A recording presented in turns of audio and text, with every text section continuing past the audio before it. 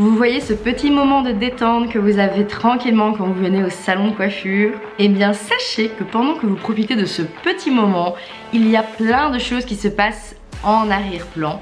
Et aujourd'hui, je vais vous livrer 8 choses que nous coiffeurs nous faisons, mais que vous ne savez pas et que vous ne soupçonnez même pas. Bonjour, je m'appelle Virginie et je suis coiffeuse.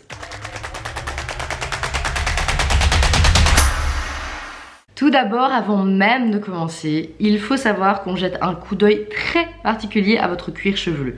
Vous nous parlez, vous nous expliquez des choses, mais nous, on vous observe. Et ça, je sais que toutes mes collègues le font et dans plusieurs salons où j'ai pu travailler, on le faisait déjà. C'est vraiment vous observer. Est-ce qu'il a l'air sec? Est-ce qu'il a l'air gras? Est-ce que vous avez un cuir chevelu sensibilisé, qui a l'air sensible? Et en réalité, grâce à toutes ces informations, on va déjà adapter notre façon de travailler et également les produits qu'on va vous mettre par après au bac à shampoing. Donc dans un sens, on vous soigne sans même que vous n'ayez dit un mot.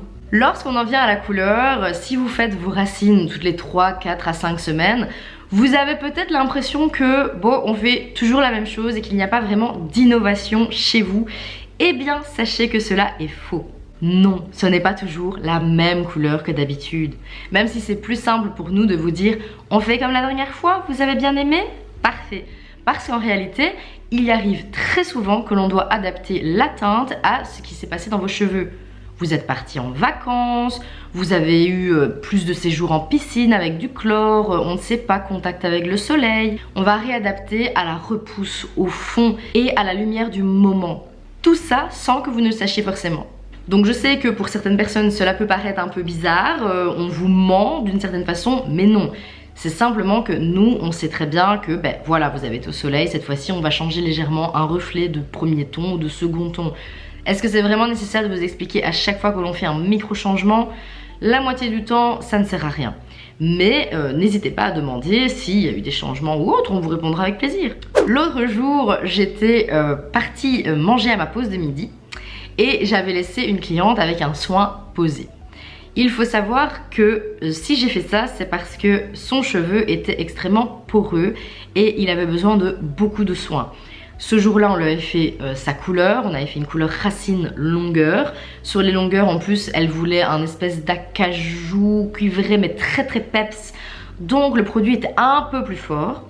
Et je savais que je devais la laisser poser. Quand on sent que vos cheveux en ont besoin, on laisse poser le soin un petit peu plus longtemps. Ça ne veut pas dire qu'on vous a oublié, ça ne veut pas dire qu'on est en retard sur toutes les clientes du salon et que par conséquent on vous laisse poser au bac à shampoing. Ça ne veut pas dire que vos cheveux vont devenir mousseux ou qu'ils vont tomber. On sait ce qu'on fait. J'ai fait ça sur cette dame-là parce qu'elle avait un cheveu épais. Je savais qu'il n'y aurait pas de gros soucis, que son cheveu ne serait pas lourd pour le brushing. Jamais je ne me permettrai de laisser un soin poser trop longtemps sur un cheveu fin par exemple, ou sur un cheveu, une dame qui a peu de masse. Là, le cas était parfait. Je suis partie manger, en plus j'ai pris que 15 minutes de pause, donc réellement un temps très bien pour un masque. Et quand je suis revenue, la dame était en colère. Elle me disait mais tu vas me rincer, tu m'as oublié. Et je me disais mais non, je ne vous ai pas oublié, c'est normal. Mais c'est là que je me suis rendu compte que elle a réellement eu peur que son cheveu ait un problème à cause du soin. Donc sachez que si on le laisse poser, c'est qu'il y a une bonne raison. Puis parfois même, hein, vous vous en rendez pas compte, mais je papote avec vous, je papote. Et en fait, c'est pour le laisser poser. Parce qu'il y en a qui sont vraiment psychorigides du temps de pause, du soin. Et dans ces cas-là, il suffit de peigner et de parler. Et la dame elle parle et elle se rend pas compte que ça fait déjà 3, 4, 5 minutes en fait que ça pose. Et comme ça passe mieux. On en vient à la coupe de cheveux. Alors oui, mesdames, nous adaptons la coupe en fonction de l'état de vos cheveux. Je m'explique. Nous avons dans la grande majorité des cas soit 2 types de personnes, voire 3. Celles qui veulent un changement radical, celles qui veulent couper juste les pointes et celles qui font une coupe d'entretien. Il faut vraiment que vous vous rendiez compte que lorsque vous venez et que vous nous dites juste les pointes et que vous avez 11 cm de cheveux complètement morts, on va peut-être adapter ce juste les pointes à 1,5 cm cette fois-ci. Peut-être 1 cm la fois d'après, peut-être 2 cm la fois d'après. Parce que malheureusement, si on ne le fait pas, votre cheveu va devenir de plus en plus filasse et vraiment, ce sera une catastrophe. On adapte un petit peu ce juste les pointes en fonction de l'état de votre cheveu. Évidemment, on adapte ça subtilement. Le but, c'est pas de vous traumatiser, mais de garder votre cheveu en bonne santé. Pour le brushing, on va sécher les zones dans un ordre précis en fonction du besoin de votre cheveu. Oui, ma coiffeuse avant me séchait toujours ma frange avant, blablabla. Bla bla. Ah, moi je ne comprends pas, vous pré-séchez mais mes racines sont encore humides, nanana. Non. Si votre coiffeur sèche vos cheveux, commence par l'arrière, en séchant bien les racines, puis après commence seulement à s'occuper des longueurs, il y a une raison. Réellement, peut-être que vous voulez plus de volume, peut-être que vous voulez moins de volume, peut-être que vous avez une frange rideau un peu plus loose et donc on commence pas forcément par ça parce qu'on connaît votre cheveu. On sait que vous avez un cheveu qui va sécher moins vite ou alors un cheveu qui va sécher très vite. Et alors là, on va commencer par l'avant. C'est un moment de relaxation. Que ce soit la pose des couleurs, la coupe, le brushing, le bac à shampoing. Laissez-vous vous faire chouchouter, vous détendre par nos petites mains expertes. Une autre chose que je sais pertinemment que vous n'êtes pas au courant, c'est que nous prenons grand soin de notre matériel. Peignes, ciseaux, brosses sont lavés quotidiennement, voire parfois plusieurs fois dans la journée sans que vous ne le remarquiez. Chez nous, c'est un non négociable. C'est important de bien désinfecter. Surtout si on se retrouve avec des clientes qui ont malheureusement parfois une hygiène un petit peu délaissée. On ne va pas forcément faire la remarque, mais il est clair et net qu'aucune brosse qui aura touché cette tête-là ne touchera une autre cliente. Elles seront lavées, désinfectées, brossées, séchées, tout ce qu'il faut avant de passer dans les mains d'une autre cliente. Mais ça, vous ne le voyez pas. Il y a des choses qu'un coiffeur ne se rappellera jamais.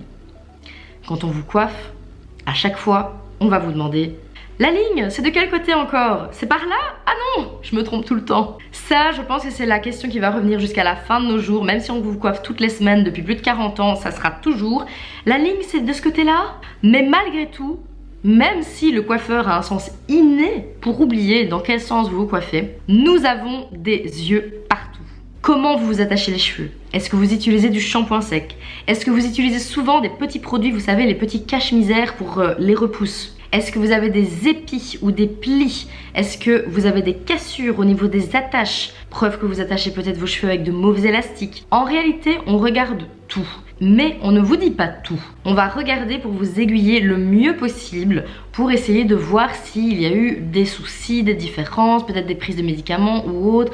Moi, je sais qu'une fois, j'ai eu une dame, elle avait un côté vraiment appauvri en masse par rapport à l'autre côté. En fait, elle dormait de ce côté-là et les cheveux mouillés, ce qui fait que le tout n'était pas très bon, donc je l'ai conseillé dans ce sens-là. Sachez que même si on oublie votre sens de coiffage, on regarde tout pour vous aiguiller au mieux. Enfin, je pense que la grande force du coiffeur, c'est qu'il s'adapte à vous et à votre humeur. Je suis quelqu'un d'assez sociable, mais je peux également me taire quand il faut.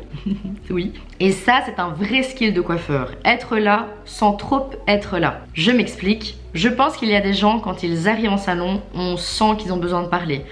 Soit ils ont besoin d'entendre quelqu'un parler, ils ont envie que le moment passe vite, ils ont envie d'entendre des choses rigolotes qui leur fait penser à autre chose. Soit on doit se mettre en recul, mais on doit les écouter. Elles ont besoin de parler, elles ont envie vraiment de partager des choses avec nous. Et ça, c'est aussi un savoir-faire. Et d'autres ont envie que le moment soit gai et amusant, mais sans qu'on parle. Ça va être la personne qui va arriver, qui va vous faire 2-3 petites phrases sympathiques, puis qui va vous demander un café ou qui va sortir son livre et elle ne vous parlera plus. Mais ce ne sera pas un silence lourd, ce sera simplement son choix d'avoir décidé d'être sympathique avec vous, mais de ne plus vouloir parler par après. Et ça, vous devez le respecter.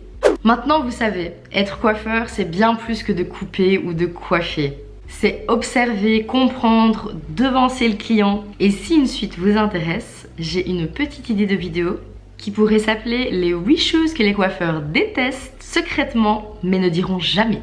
Alors, parmi les 8 choses dont je vous ai parlé aujourd'hui, est-ce que vous en aviez remarqué quelques-unes? Est-ce que vous avez remarqué d'autres choses peut-être que votre ou coiffeur, coiffeuse ferait et que vous ne lui avez jamais dit? Si cette vidéo vous a plu, n'hésitez pas à me laisser un petit commentaire, un like, à vous abonner à la vidéo, à la partager. Je fais de temps en temps ma pub, mais là c'est important parce que c'est vrai qu'il y a des sujets qui vous intéressent plus que d'autres. J'essaye de faire une majorité pour que tout le monde soit content, mais J'aime bien aussi parler de sujets qui m'intéressent ou de choses plus légères, de choses plus intenses. Ça dépend, j'ai vraiment besoin de vos avis là-dessus. Moi, je vous donne rendez-vous lundi prochain et en attendant, je vous souhaite de prendre un grand soin de vos cheveux.